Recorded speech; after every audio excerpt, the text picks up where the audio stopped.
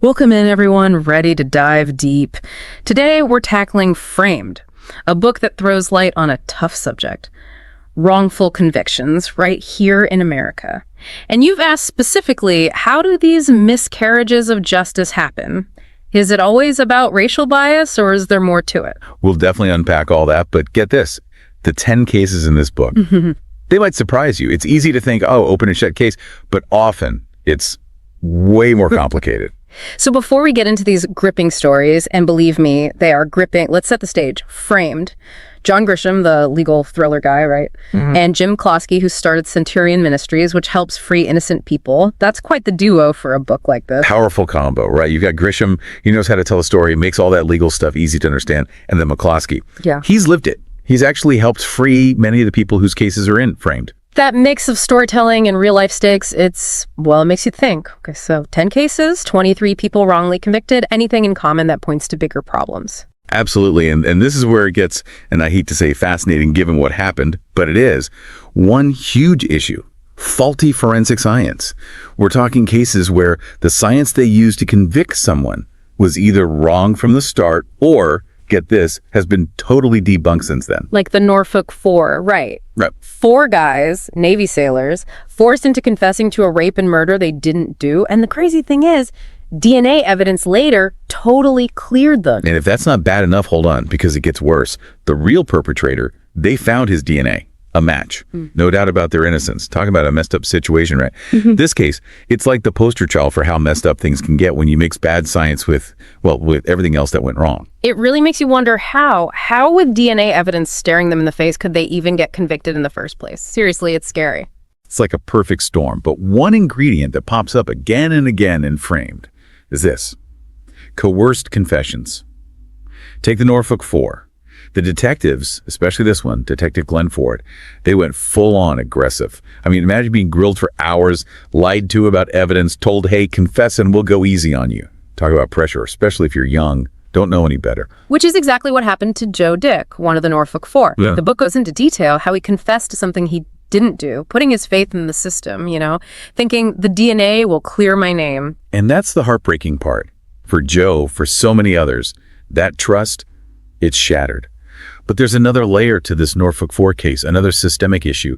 Tunnel vision, confirmation bias, they call it. Like once the police decided it was those sailors, that was it, blinders on. Didn't matter what else was out there. Even when this other guy, Omar Ballard, his DNA linked him to the crime. Exactly.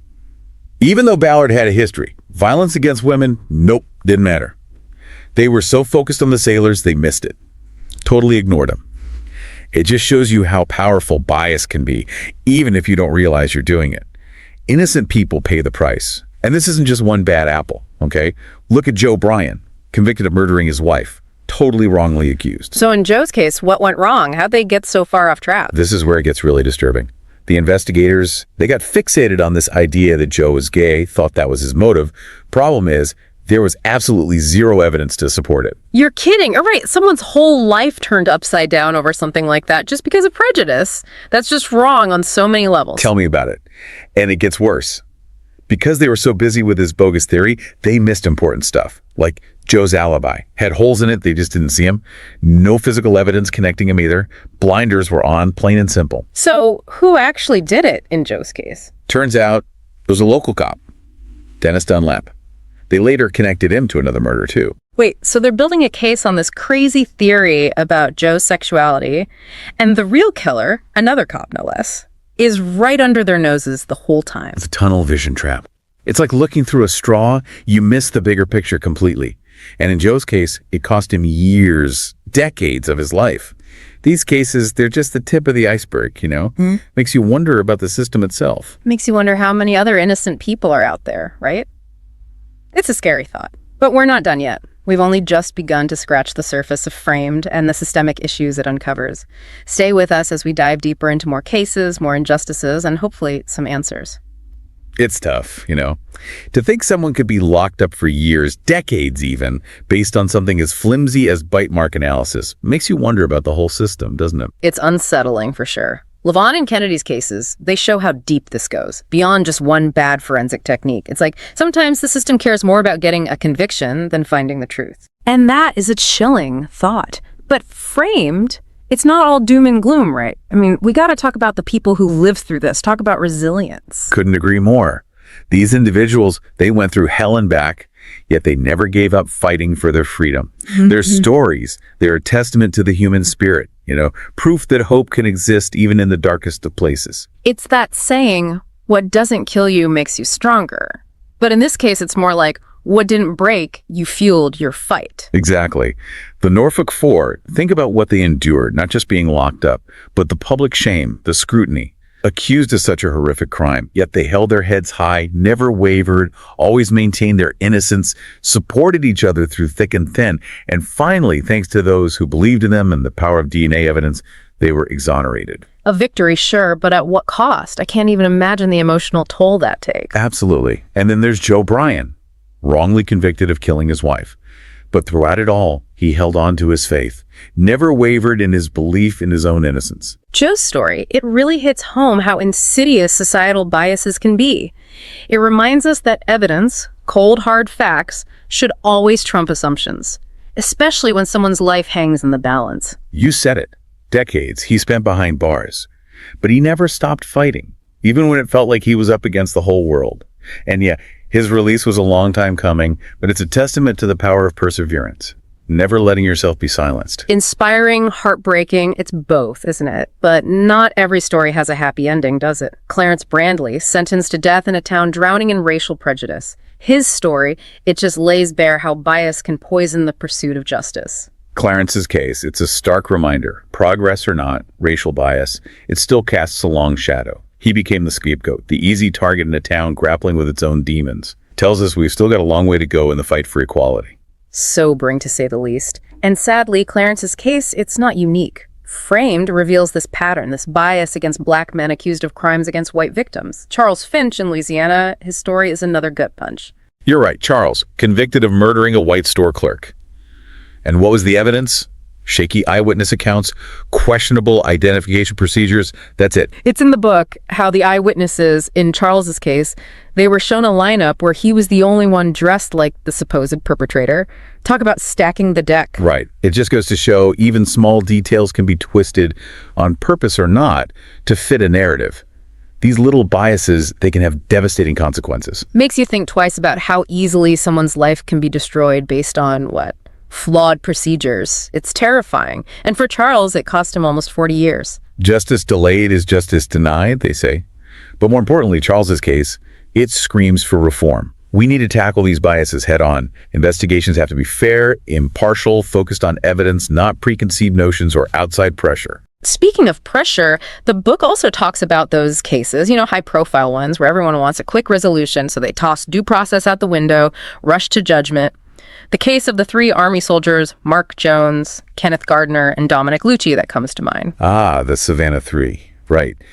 Their case, it's a lesson in what happens when public pressure, the fear of looking ineffective, it trumps everything else. And who pays the price? Innocent people. So give us the rundown. Who were the Savannah 3? 3 soldiers, 2 white, 1 Hispanic, stationed at Fort Stewart near Savannah, Georgia. Accused of murdering a black man in a drive-by. Didn't do it, of course.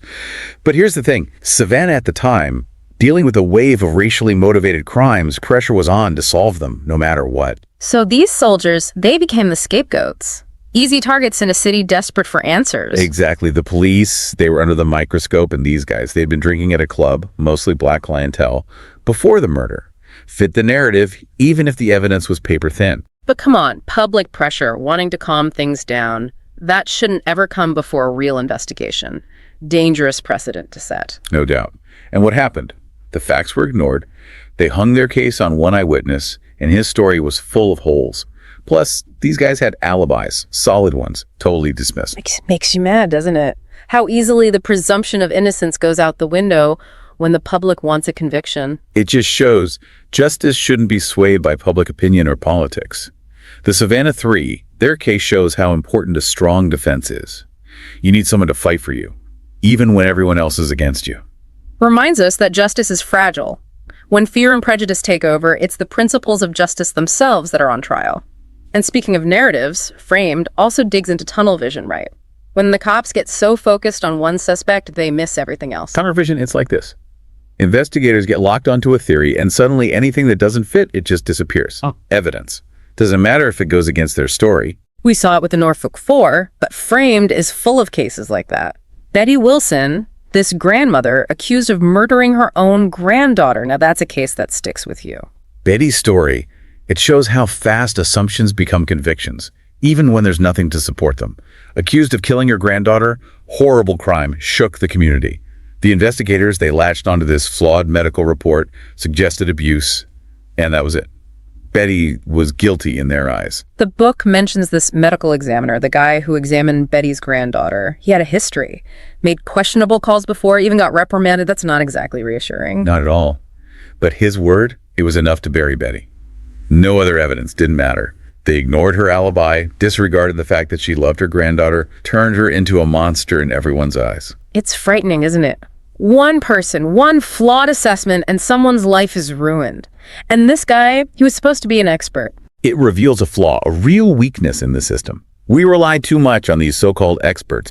Don't question them enough. Don't even consider other opinions. Betty's case, so many others in Framed, they show we need serious oversight when it comes to forensics and expert testimony. It's a wake-up call. Experts, they get things wrong too, and believing them blindly, that can have tragic consequences. Exactly. We can never stop questioning, never stop looking for the truth. We can't let bias, pressure, or bad science get in the way of justice. Framed, it's a reminder that the fight for a fairer system is far from over. It's a fight we all need to be part of. Demands our attention, our action, our commitment to fairness and truth.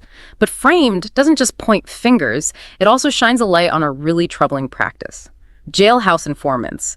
These guys, they cut deals, testify against others in exchange for later sentences. Talk about ethical dilemmas. Yeah, using jailhouse informants, it's always been controversial, and for good reason. Think about it. You're facing serious time, and suddenly you've got a chance to reduce your sentence. Pretty tempting to make stuff up, right? And Framed, it shows just how dangerous this practice can be. The Chester III, Jonathan Palmer, Chester Holman III, and Terrence Lewis, their story is a prime example of how the word of a jailhouse informant, even if it's shaky at best, can send someone away for life. The Chester III, convicted of murder in Philly, all because this one guy, another inmate, claimed they confessed to him. But guess what? Later on, turns out this guy's story was full of holes, contradicted by other witnesses. And yet, the prosecution, they went with it anyway. The Chester III guilty. Sentenced to life, it's enough to give you chills. It exposes how easily the system can be manipulated, how badly some people want a conviction, even if it means ignoring the truth. The Chester III, so many others, their stories tell us. We need to be incredibly careful with jailhouse informants. Stricter rules, more scrutiny.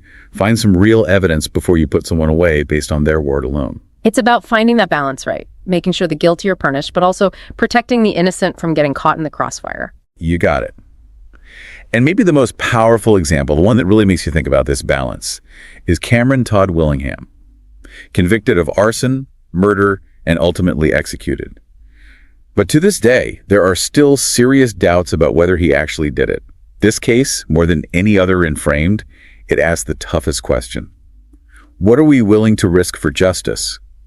And how can we be absolutely sure, without a doubt, that we're punishing the guilty, not executing the innocent? Cameron Todd Willingham, his case really gets into your skin, you know? Accused of setting a fire, killing his own daughters, horrific. You can understand why people wanted justice and fast.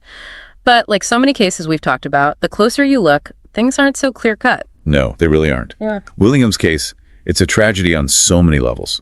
Makes you question everything, especially with the death penalty on the table. From the start, Willingham said he didn't do it, but they convicted him anyway. The fire investigators, they said it was arson, right? What'd they base that on? Well, at the time, they pointed to a few things, like brown stains on the porch, crazed glass patterns, they called them. Supposedly meant the fire was really hot really fast, so they figured accelerant must be arson. But like we've seen, what passes for evidence back then, it doesn't always hold up. Science moves on, right? And that's what happened with Willingham. Exactly. The book talks about this guy, Dr. Gerald Hurst, a top fire scientist. He looked at Willingham's case, and guess what? Found holes big ones in the investigation.